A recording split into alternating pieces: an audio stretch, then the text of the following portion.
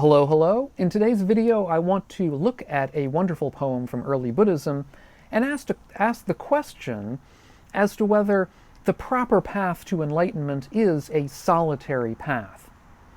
This is all because of a recent question by one of my viewers, Karlee R, who asks this: could you make a video commenting on the Kaggavisana Sutta?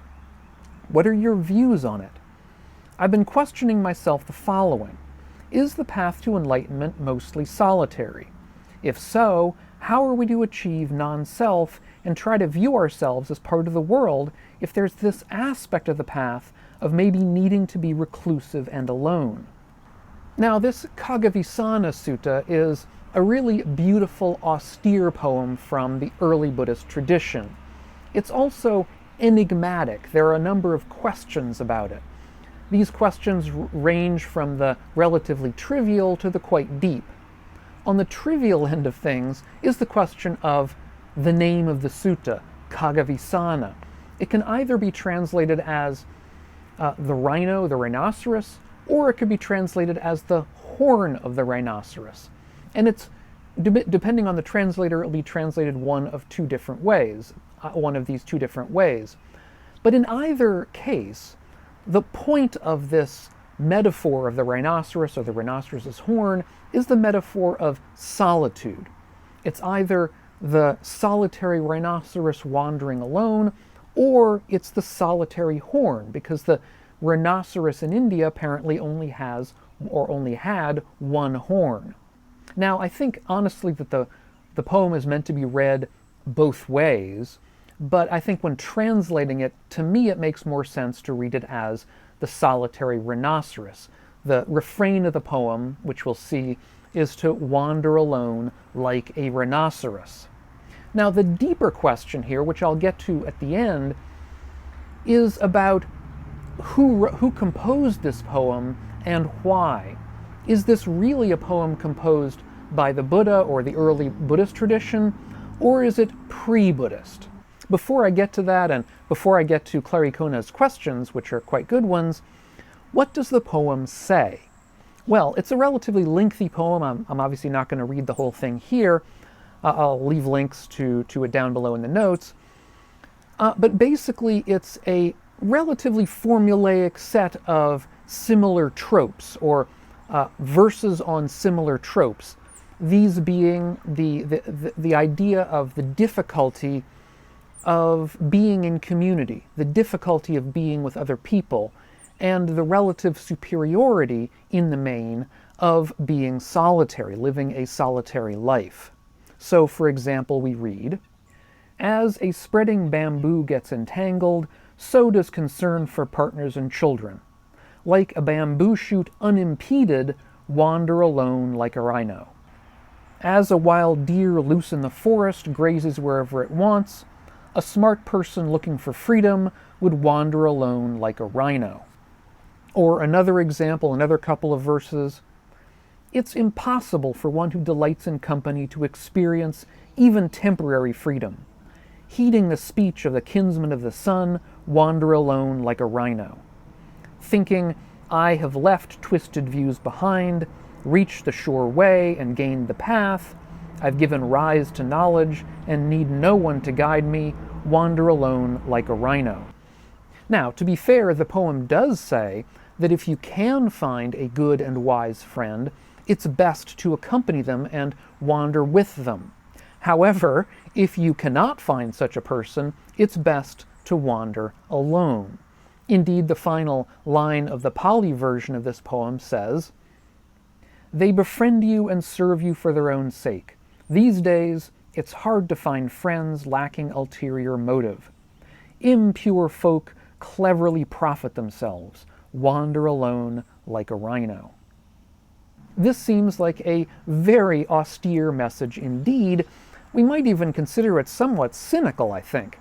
So let's return to Karlee R's question here, who asks, is the path to enlightenment mostly solitary? If so, how are we to achieve non-self and try to view ourselves as part of the world if there's this aspect of the path of maybe needing to be reclusive and alone? Now, to be fair, the history of Buddhist practice has been involved a tension between aloneness and togetherness. The Buddha, of course, went off into the wilderness alone in order to discover the Dharma, in order to become enlightened. And yet, it looks as though from almost the very beginning, he had the idea of Sangha, of practicing together. His very first sermon, soon after his enlightenment, was with his 5 close disciples. And yet, of course, even after that point, the Buddha did retire by himself off in solitary contemplation or by wandering alone from time to time. And he allowed the monastics to do the same, with the exception of the rains retreat every year during the monsoon season, when the monastics were supposed to gather together so that they could keep in touch with one another.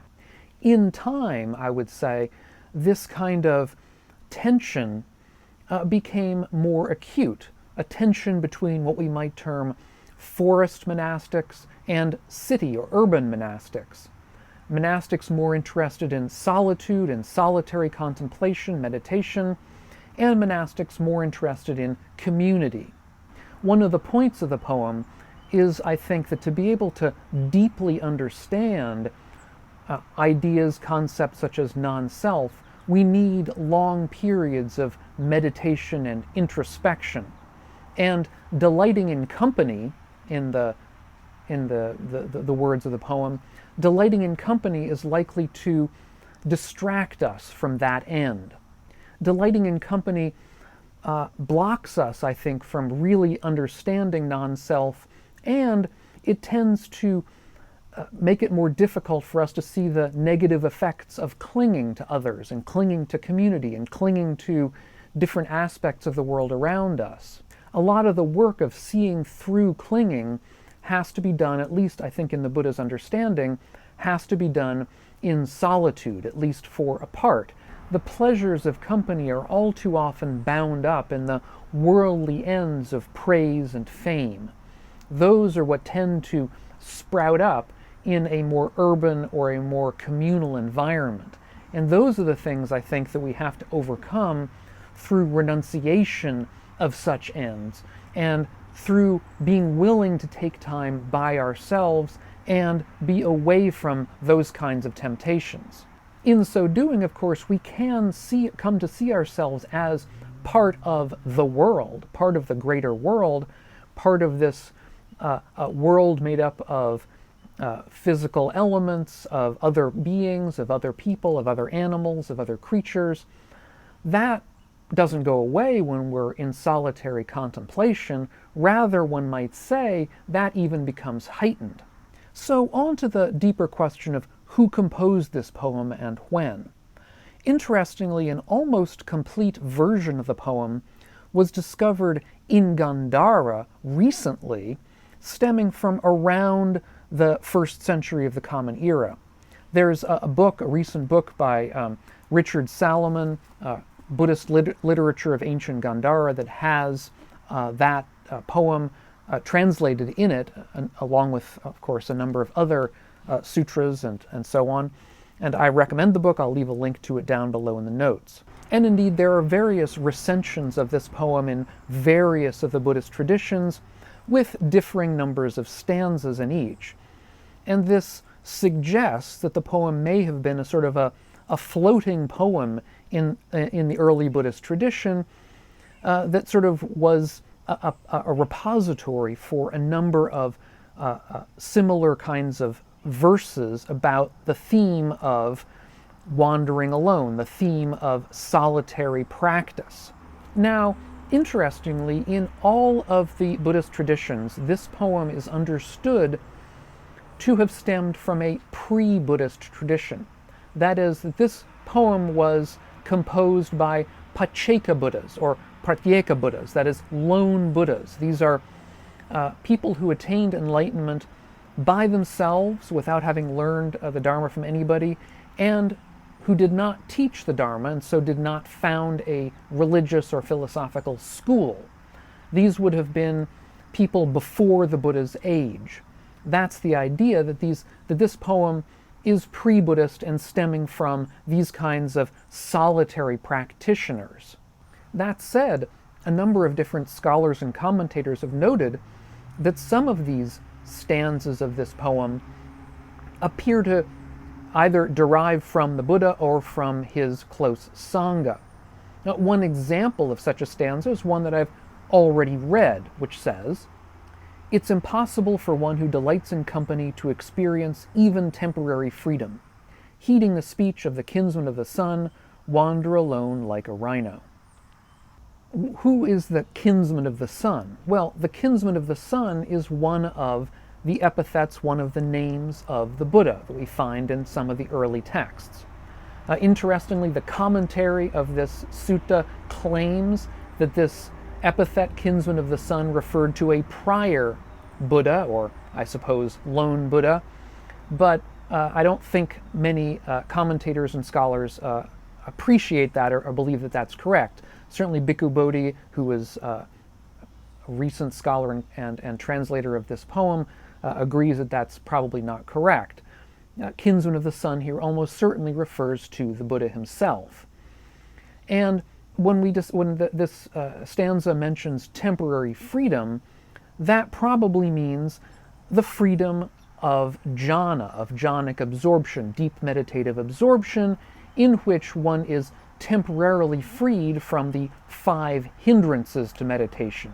Indeed, this whole verse is almost certainly a commentary or a quote, a citation of what the Buddha said in the greater Sutta on emptiness.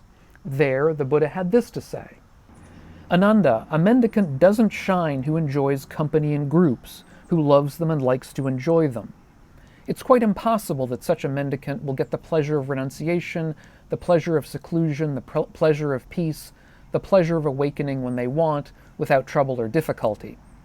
But you should expect that a mendicant who lives alone, withdrawn from the group, will get the pleasure of renunciation, the pleasure of seclusion, the pleasure of peace, the pleasure of awakening when they want, without trouble or difficulty. That is possible." Essentially what the Buddha is saying here is that to attain deep states of meditative absorption such as jhana, much less enlightenment, even more so enlightenment, requires a lot of solitary, focused, alone time on the cushion meditating. And that if one is drawn away by communal concerns, worries, or joys, one is not going to have that time. One's not going to put that time into the solitary effort needed. And so as a result, this particular stanza is almost certainly a citation from the Buddha and not from some prior pre-Buddhist Pacceka Buddha. The recent monastic scholar Thanissaro Bhikkhu has said something very similar. He cites other verses in this poem as well that seem to indicate a Buddhist origin for the poem rather than one that's pre-Buddhist. He suggests that the poem was composed in a time in early Buddhism when this kind of more solitary notion of practice was dominant or predominant, and that in later periods, more urbanized periods of Buddhist practice, people ended up looking down on this earlier form of solitary undertaking, and so preferred to reinterpret the poem as being pre-Buddhist in order to sort of subtly denigrate the point of view that was being given there. That at least is Thanissaro's opinion.